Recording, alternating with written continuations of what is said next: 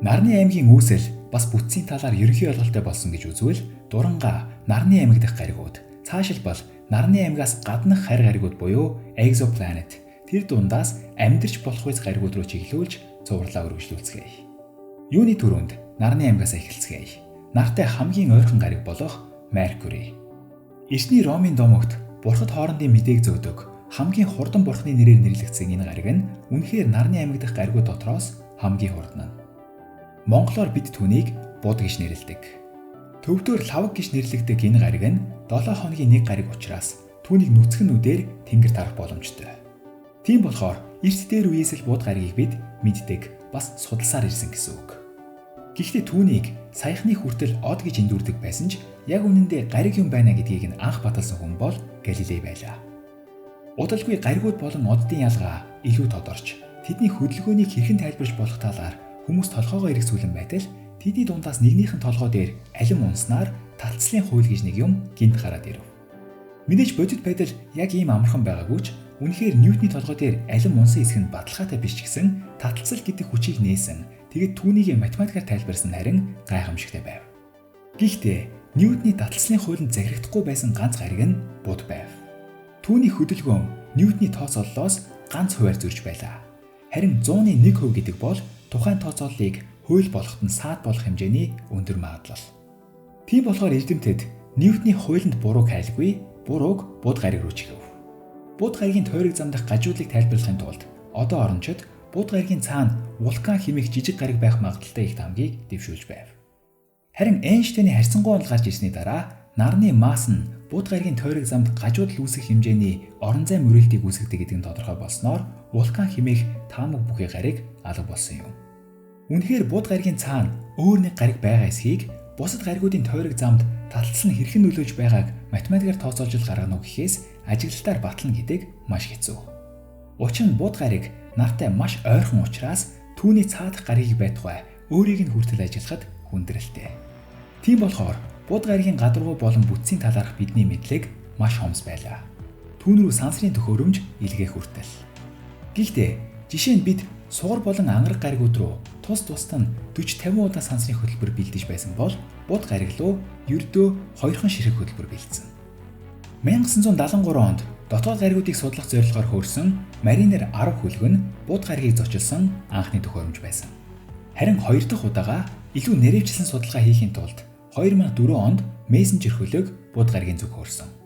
Одоогийн байдлаар зөвхөн энэ хоёр хөлгийн цуглуулсан мэдээллийн хүрээнд л бид буд гаригийн талаар мэдэж байгаа. Харин буд гариг руу судалгааны төхөөрөмж илгээнэ гэдэг нь өөрөө маш бэрхшээлтэй ажил. Учир нь нар руу ойртох тусам температур нэмэгдэнэ, нарны шуурган дүрдэнэ, бас таталцлын нөлөөнөөс болоод хурдан нэмэгдэнэ.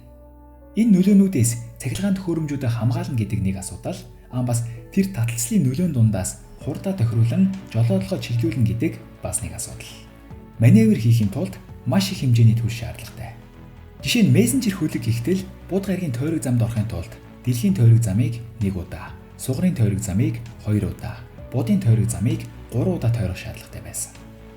Тэгвэл энэ хүндрэлтэй, хэцүү, бас ховор, гэхдээ амжилттай даалгаврын ачаар бид буд гаригийн талаар юу мэдэж байгаа вэ? Ямар ч байсан буд гариг бол нарны аймгийн хамгийн жижигхэн гариг. Бүр бархас байд болон санжир гаригуудын зарим дагуулуудаас ч жижиг. Гэхдээ тэднээс нэгт болон массаараа илүү.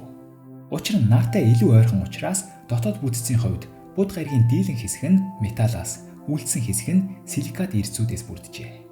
Магадгүй хамгийн баялаг эрдэс буюу минералуудтай гариг гэж хэлж болно.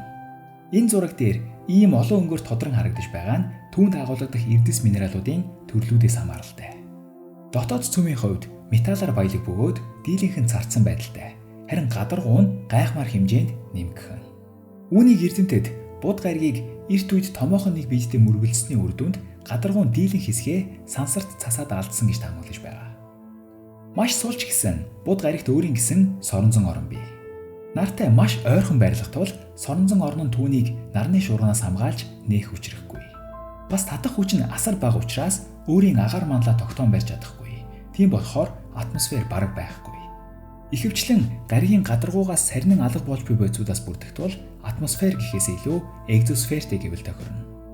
Мэдээж агаар мандалгүй учраас гаригийн гадаргуун дахь дулаан нь маш эрс дэрс байна. нар руу харсан тал нь нэмэх 400 Цельсийн градус хүрч байхад сүүдэр тал нь хасах 170 Цельсийн градус хүртэл хүйтэн байх жишээ нь. Гисэн хэдий ч бууд гариг бол нарны аймаг дахь хамгийн халуун гариг биш. Сугар гариг түүнээс бараг 2 дахин халуун. Шалтгааныг нь сугар гаригийн талаар ярихдаа тайлбарлая.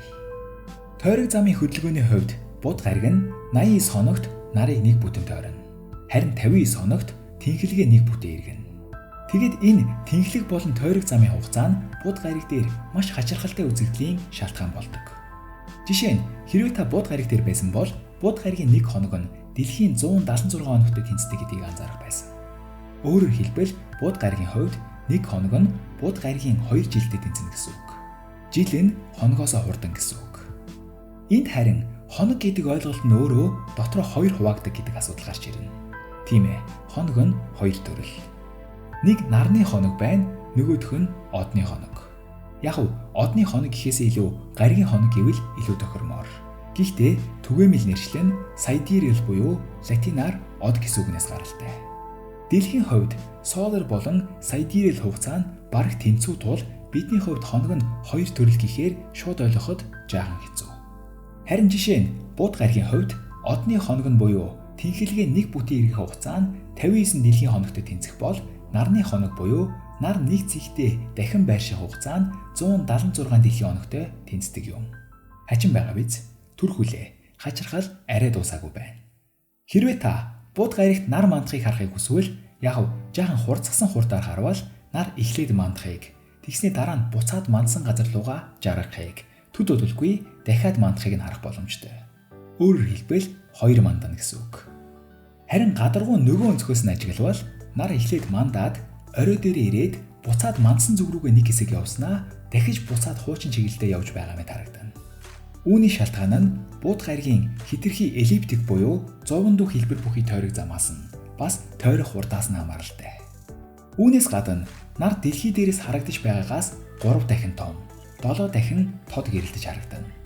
Мэдээж бууд гаригт атмосфер байхгүй учраас нар жинхэнэ өнгөөрөө буюу цав цагаан харагдана. Сая хэлсэн шиг бууд гаригт атмосфер байхгүй учраас бууд гаригийн гадаргуу яг л сар шиг битүү соёлын тоогоо кратерүүдээр дүүрнэ. Тэр дундаас хамгийн алдартай нь яг голдоо аврах том аалзны дүр төрхийг санагдуулан Caloris хэмээх бейзен буюу сав газар. Аврах том соёлын мөргөлдөөнөөс үүссэн гэж таамаглаж байгаа энэхүү сав газрын диаметрийг болон гаригийг мөргөсөн газрын яг эсрэг талынхын гадаргууг шинжвээс ямар хүчтэй мөргөлдөөн болсныг нь ойлгож болохоор. Гаригууд үүсэх үедээ маш олон тооны гариг болон солирын бөмбөгтөлөнд өртсөн гэдгийг бид мэднэ. Үүний үр дүнд дагуул сар маань үүсэн гэдгийг ч мэднэ. Харин бууд гаригт дагуул байхгүй. Ганцаархнаа хөгжилтэй бас хурдан гихчин нарыг тойрон эргэлдэж байдаг. Тухайн гариг эсвэл сансрын биед хэр хурдан байгаагаас нь шалтгаалan орбит буюу тойрог зам нь бас төдий чинээ эллиптик буюу 100 байна. Угаасаа хангалттай хурдтай байсан бол тойрог замд баригдахгүй мултраад гараад явчихл байсан. Харин хурд нь хүрээгүй учраас л тойрон эргэлдэж байдаг юм. Тэгэд удаашрах тусам орбит нь илүү дугуй хэлбэртэй болох жишээ нэ. Бууд гаригийн хувьд маш хурдтай учраас орбит нь бас төдий чинээ 100 байна.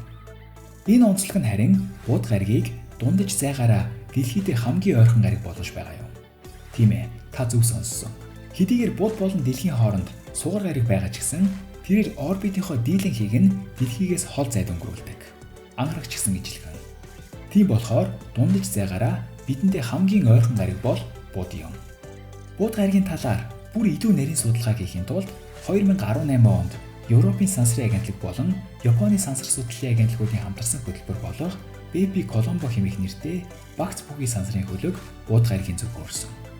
2025 онд бууд гаригийн тойрог замд ороод судалгааны ажлаа эхлүүлэх төлөвтэй байгаа. Энэ гайхалтай сансрын хөлөг яг ямар түүхтэйг нь, ямар онцлогтойг нь, ямар зорилготойг нь тусдаа бичлэгээр ярьсан дээр байх. Мөн яагаад заавал 7 жил нисэх шаардлагатайг нь бас сансрын хөлгүүдийн нисэх зарчмын талаар дэлгэрэнгүй тусдаа бичлэг хий гэж бодож байна. Өнөөдөр энэ хүрээд өндөрлөе. Дараа уулзтлаа. Түр баяртай.